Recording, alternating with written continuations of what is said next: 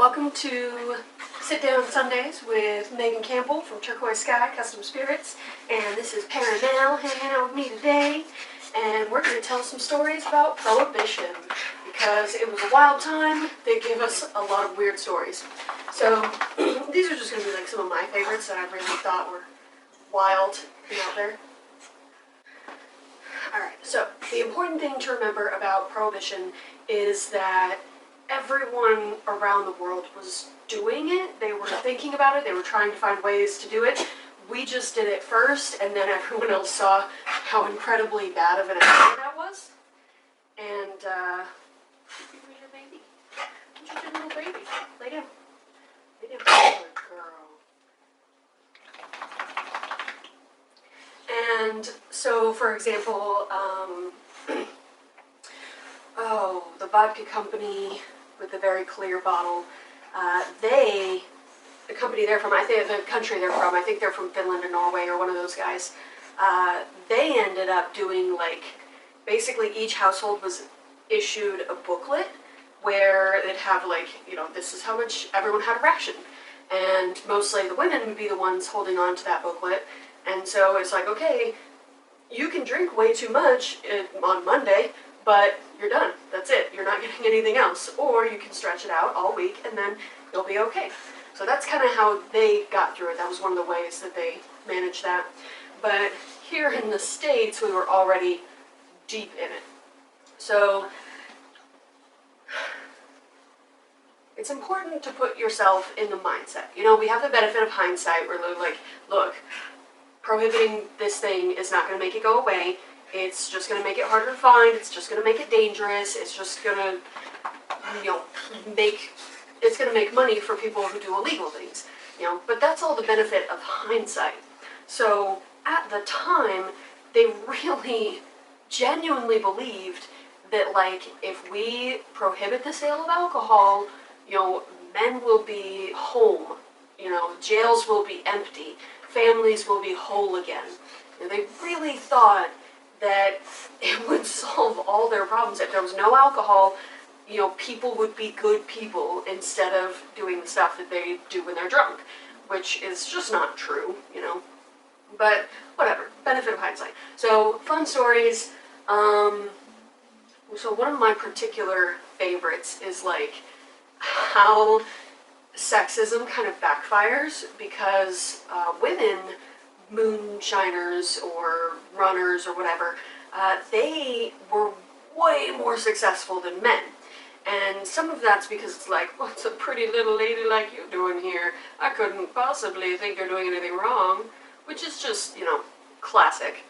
And the other thing is that they had these ridiculous outfits or, like, all this stuff people didn't want to search. You know, like a lady in a big poofy dress and, you know, a baby carriage, cops won't search her. In some places, it was illegal. So it's like, okay, you only have male cops, and you have these women that you're just like, so I'm pretty sure that skirt is, like, filled to the brim with liquor, but they can't do anything about it because they can't search him, or they won't search him. So I think that's just really funny how how sexism is like, haha, backfired.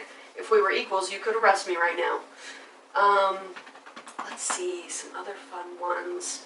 Okay, so there's, like, so rum, right? We have these, like, light styles of rum. If you know anything about rum, it's annoying to categorize them, but basically there's, like, bold and funky, or grassy and herbal, or light and kind of fruity, but basically just light.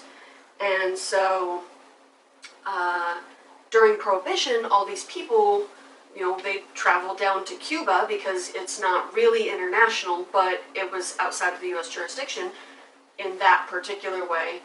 And so they traveled down to Cuba, and it created this huge market for rums in Cuba, and everybody liked this really light style.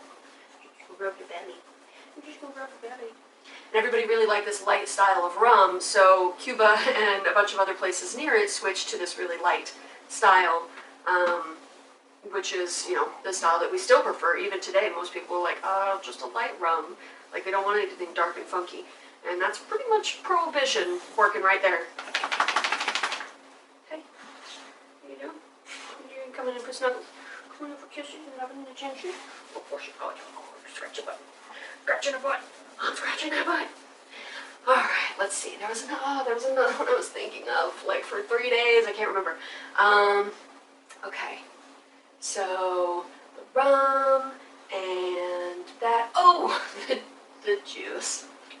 Okay, so there's this funny thing that happened during Prohibition. So, Catholic priests, right? So it banned all sorts of alcohol, but it didn't ban sacramental wine. That was an exception, which makes sense. You know, that's like a strong religious thing. They're not gonna just tell you you can't have that anymore.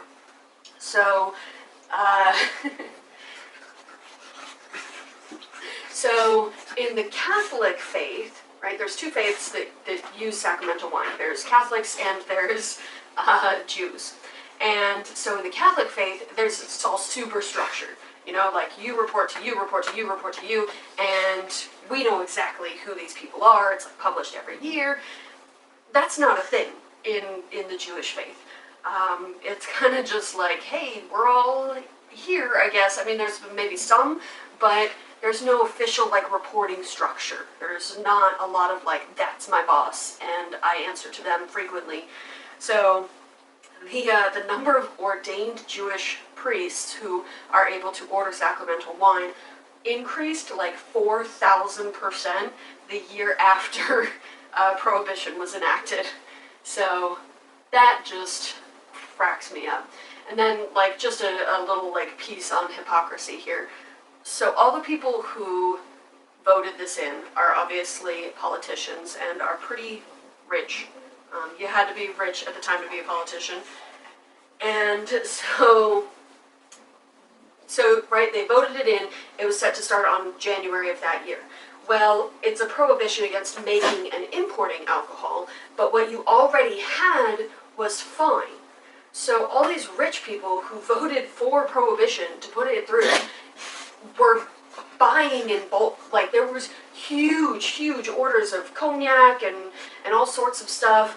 And if you saw my other video, I talked about how, you know, classist alcohol can be.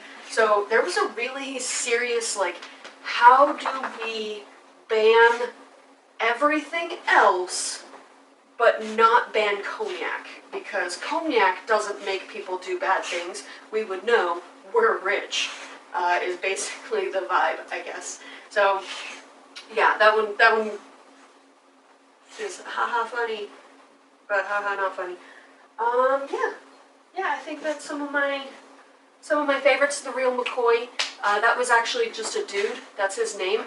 I guess he was really good at bringing rum in, like high quality rum. He was really good at getting it in to the United States. I think he'd bring it up to Canada and then come down into the U.S. And at the time, it was basically, you know, there's outside alcohol, which is very good, and then there's inside alcohol, which is mostly coming from people who have either never distilled before, or they're distilling at home in, like, rough, homemade stills. So there was a serious decrease in quality, basically, during Prohibition. So when people say the Real McCoy, they mean this guy went down to Cuba and picked us up some really great bottles, and that's, you know, high quality and also won't poison you and make you go blind for reasons that I talked about in my last post. Okay, alright, that's it. Good morning. Hope y'all have a great Sunday. I hope all the right teams win. Check us out on Facebook and Instagram and LinkedIn and obviously YouTube at Turquoise Sky Custom Spirits. We've got some fun stuff going on this week. We've got a mango and tahini liqueur that we made for Hispanic Heritage Month for the Downtown Phoenix Lotteria group. Super cool, super fun, worth checking out in my unbiased opinion. Yeah, and it's the holiday season. For real, like, it's, like, right now is starting, so if you need custom vodka, custom bourbon for your family events, or for your client gifts, your closing gifts, your send out for Christmas, hey, thanks, you mean the world to me, you put my kid through college gifts, that's us. That's us and only us, nobody else does it, so come see me.